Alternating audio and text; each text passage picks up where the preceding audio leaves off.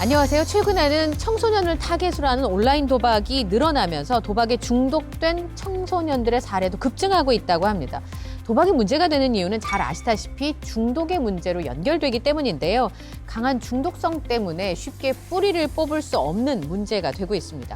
현재 청소년들의 도박 중독 사례가 어느 정도 심각한지 현장에 계신 분들의 생생한 이야기를 전해드리겠습니다. 최희정 선임님, 그 청소년 도박 문제가 그렇게 심각합니까? 어느 정도로 심각합니까? 우선은 이제 22년도에 저희가 이제 693명에서 23년도에 1128명으로 좀 이제 증가하는 좀 추세로 나오고 있고, 그리고 이제 저희 내부적으로 분석을 했을 때 대면 상담을 받는 어떤 청소년 중에서도 중학생의 비율이 25% 정도로 이제 증가하고 있습니다. 그래서 평균 연령은 한 16.5세? 로 지금 저희가 이제 추계를 좀 하고 있고요. 현장에서 이제 체감을 할 때도 실제로 점점 연령들이 낮아지고 있어서 실제로 23년도에는 초등학생도 3명 정도 상담을 하러 올 정도로 많이 지금 문제가 되고 있는 상태입니다. 중학교에 지금 몸담고 계시잖아요. 네, 중학교에 있습니다. 중학생들이 4분의 1이래요, 선생님. 그렇게 심각해요? 한 명의 학생이 어떤 학급에서 도박을 시작하게 되면 사실 이거는 뭐 몇 퍼센트냐가 거의 무의미할 정도로 많은 아이들이 유행처럼 하게 됩니다. 이걸 하지 않으면 내가 이 분위기에서 적응하지 못하는 사람으로 느껴질까 봐 두려워하는 아이들도 있고, 그다음에 쉽게 딸 수 있다. 그다음에 아까 그 경찰관님 말씀해 주신 꽁머니가 문제죠. 그래서 이거는 내가 어차피 잃어도 상관없다라는 이런 생각 때문에 유행처럼 같이 하는 것 같습니다. 지금 최희정 선생님이 경사님 그 초등학생들도 있다고 그랬잖아요. 연령대가 낮아지고 현장에서 보면 청소년들의 불법 온라인 도박이 심각한 상황이에요. 예, 저희 뭐 여러 가지 좀 사례가 있는데요.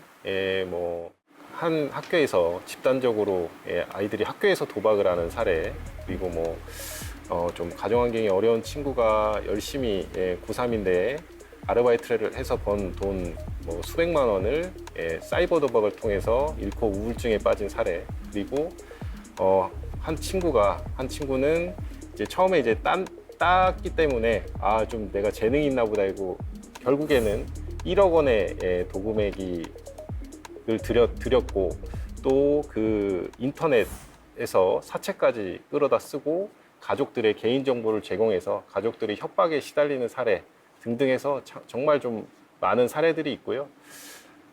지금 이 사례들이 문제가 아니고 이 친구들이 도박을 하는 것 자체도 문제지만 또 거기서 파생되는 어떤 그런 문제점들이 많습니다. 뭐 예를 들면 이 도박빚을 도박빚을 졌기 때문에 뭐 지인이나 선후배로부터 뭐 학교폭력, 뭐 자기가 가해를 한다든지 피해를 당한다든지 뭐 그런 거, 또 도박 중독에 빠지게 되면 가족의 또 해체를 불러올 수도 있습니다. 온 가족이 힘들게 되는 어떤 그런 과정을 겪게 되고요. 그리고 무엇보다 또 중요한 건 이런 교우 관계에 단절이 생기기 시작합니다.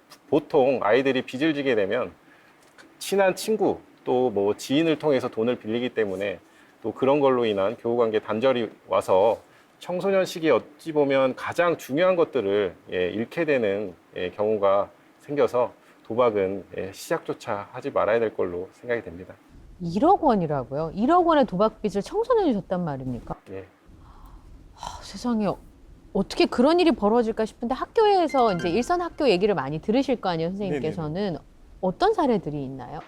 제가 5년 전이죠. 6년 전이네요. 6년 전에 저희 학교에서 이제 실제로 있었던 상황인데, 이제 아버님이 저 외국계 회사에서 근무를 하셨고, 이 아이들이 이제 엄마 아빠가 이제 어머니 아버지가 맞벌이를 하시다 보니까 혼자 지내는 경우가 많았습니다. 근데 이제 부모님은 혹시라도 뭐 이렇게 필요한 게 있을까 봐 카드를 주셨는데, 이 카드로 도박을 시작하게 된 거죠.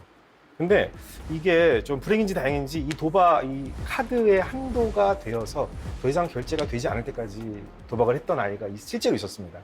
근데 외국에 계셨던 아버지가 이 사실을 좀 늦게 하셨고, 그다음에 서로 너무 바쁜 나머지 그다음에 이 학생도 어떻게 보면 좀 만회할 수 있지 않을까라는 이런 기대를 하다가 결국에는 끝까지 가게 된 거죠. 이런 경우도 있습니다.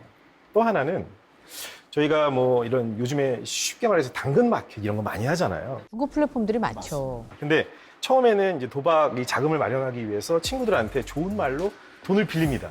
내가 얼마를 빌리면 뭐 우리 우정을 담보로 해서 빌리기도 하고 실제로 뭐 선 이자를 주기도 하고 내가 만약에 뭐 10,000원을 8,000원만 빌려주면 내가 10,000원을 줄게. 이렇게 해서 빌린 다음에 그걸로 도박을 하죠. 그 다음에 뜻대로 되지 않으면 이걸 가지고 어떻게 이제 이 자금을 마련할까 하다가 당근 마켓을 이용하는 겁니다. 어떻게 해요? 자기 물건을 처음에는 팔더라고요. 자기가 아끼는 뭐 음반 혹은 무슨 이렇게 뭐 티셔츠, 옷 같은 의류나 이런 것도 팔다가 결국에는 자기 가족들 걸 팔게 되고 나중에는 있지도 않은 물건을 있다고 하고 이제 사기를 쳐서 돈을 받고 이제 뭐 연락처를 지우던가 글을 지우는 뭐 이런 사기 범죄까지 이어지고 있는 것 같아서 엄밀히 말하면 정말 심각하지 않을 수 없습니다. 네네. 선생님 말씀 들어보니까 그냥 그 중독이 됐다는 것도 문제지만 그것 때문에 여러 가지 범죄를 청소년기에 사기 뭐 이런 걸 다 저지르게 된 거잖아요. 최정 선생님, 그러면 이 청소년들이 도박 중독에 빠져가는 그 과정들이 있을 거예요. 어느 한순간 한 번 게임을 했다고 해서 그렇게 되는 건 아닐 거 아닙니까? 주로 이제 나타나는 증상이 이제 거짓말, 거짓말. 자꾸 이제 감추고 숨기고 하는 부분들이 있어요. 그래서 어느 순간 혼자 있으려고 한다든지 이게 눈 맞춤이 좀 잘 안 된다든지 이제 짜증이 좀 늘었다든지 이제 그런 부분들이 이제 보이면 아 조금 뭔가 좀 이상하다. 약간 이제 그런 것들이 생기고 그러다가 이제 말씀해주신 것처럼 이제 학업에 이제 집중 못하고 이제 가출을 하거나 부모의 통제권을 계속 벗어나는 상황들이 생기는 거죠. 그때 선생님, 아까 말씀하신 건 이제 가정에서 엄마나 아빠의 입장에서 아이들을 봤을 때 이제 거짓말이 늘고 학교 가는 게 불성실해지고 하는 부분인데 아까 친구들한테 돈 빌리는 거 보니까 학교 생활에서도 특징적인 부분들이 있을 것 같네요. 그래서 극적으로 나오는 게 도박하는 친구들하고 어울리면서 비행을 계속 저지르거나 아니면 아예 이제 아이들한테 소외돼서 학교 생활에 좀 적응을 못해서 중간에 이제 자퇴를 하거나 그런 경우들이 좀 극적으로 생기는 것 같습니다. 경사님, 근데 도박이라고 하는 게 사실은 그렇게 쉽게 딸 수 있으면 그게 그렇게 설계를 했겠어요. 그렇죠? 계속 하다 보면 딸 수 없는 순간이 올 거고 보통은 처음에는 조금 따고 계속 잃는 과정을 거치잖아요. 그런데 왜 학생들이 도박을 계속해도 돈을 벌 수 없다는 거를 모를까요? 예, 그렇습니다. 합법적 도박의 경우에도 이제 땄을 때 여러 가지 비용을 제하기 때문에 사실 환급률이 100%인 도박은 없습니다. 예, 합법적 도박의 경우에도 그러한데 불법 도박의 경우에는 운영자의 설계나 조작이 가능하기 때문에 처음에는 이제 딸 수 있는 어떤 그런 구조로 설계를 해놔서 아이들이 좀 혹하게 만들어서 좀 따게 해놓고 또 아이들은 좀 조절 능력이 좀 성인들보다 좀 부족하기 때문에 한번 따게 되면 거기서 딱 그만뒀을 때는 그 돈을 이제 내가 따게 되지만 그 돈까지 전부 더 큰 돈을 벌기 위해서 다시 또 도박에 투여를 하게 됩니다. 그러면 결국에 가서는 이제 잃게 된 어떤 구조를 겪게 되는데 우리 친구들이 이런 부분을 꼭 좀 반드시 유념을 해줬으면 좋겠고 어른들도 사실 도박에 한번 빠지면 헤어나오기가 굉장히 어렵잖아요. 청소년들이 특성상 뭐 아직 덜 자랐다 이걸 떠나서 어떤 부분이 도박에 더 쉽게 빠지는 이유가 될까요? 우선은 발달학적 특성으로 봤을 때 좀 위험을 감수하는 좀 성향이 좀 높고 그리고 이제 좀 미래를 내다보고 신중하게 결정하는 능력이 성인보다는 조금 떨어지죠. 뭐 떨어진다기보다는 이제 발달 중인 거니까. 그래서 이제 그런 부분에 있어서 결정을 내릴 때 내가 미래에 이런 결과가 나오겠다라고 생각하기가 조금 어렵고 그리고 이제 청소년들을 질풍노도의 시기다라고 하는 것도 감정을 느끼거나 기억을 하거나 학습에 대한 능력은 다 발달을 했는데 내가 뭔가 이성적으로 종합해서 판단을 하거나 창의력을 발휘하거나 예술성을 발휘하는 건 발달 중인 거예요. 그래서 이제 자아도 생겼는데 조절하는 어떤 충동에 대한 그런 발달이 다 되지 않았다 보니 도박을 만났을 때 인스턴트 같은 도박을 만났을 때 더 시너지가 나는 거죠. 그러니까는 보통 아이들이 뭐 화투, 고스톱, 뭐 그다음에 뭐 포커 이런 것들은 도박이다라고 해서 일단 경계심을 갖는 경우도 있는데 홀짝 게임, 재미로 알아보는 사다리 타기 뭐 이런 것들을 하면은 그 사다리가 내려오면서 그 이미지가 주는 굉장히 포근함 이런 것들에 빠져서 또 하는 아이들도 있습니다.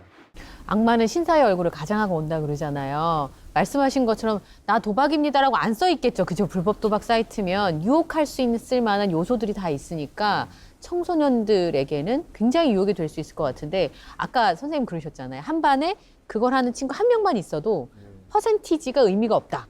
근데 학교에서 이렇게 보시기에 좀 의심스러운데 하는 그 도박에 빠진 청소년들 특징이 있어요, 선생님? 특징은 여러 가지로 나타납니다. 일단 이게 가장 확실하게 나타나는 거는 아까 말씀드렸다시피 선생님 누가 제 돈을 빌려갔는데 갚지 않아요. 누가 제 돈을 얼마 빌려달라고 해서 줬는데요. 선생님 저도 빌려줬어요. 이제 이런 상황이 되면 저희는 직감적으로 도박을 할 수 있겠다. 도박을 하는 중이구나 이렇게 생각이 되고 그다음에 뭐 선생님 제가 저의 그 이어폰을 빌려갔는데 빌려간 지 한 달이 됐는데 아직 돌려주지 않습니다. 이렇게 되면 그거를 이미 뭐 중고 장터에 팔거나 이랬을 경우도 있습니다. 그리고 민감해지죠. 돈에 대해서 민감해지고 민감해질 수밖에 없는 게 자꾸 주변에서 학교로 가면 아이들이 돈 갚아, 돌려줘 이런 것들을 계속 듣게 되고 돌려줄 수 없는 상황인데 자꾸만 이런 얘기를 듣게 되면 그거에 대해서 신경질적이고 짜증내고 그러다 보면 학교 폭력으로 이어지는 그런 경우가 있고요. 어떤 아이들은 그런 것들을 또 다 초월하기 위해서 학교 밖 청소년들로 이렇게 좀 변화하는 그런 과정들도 있습니다.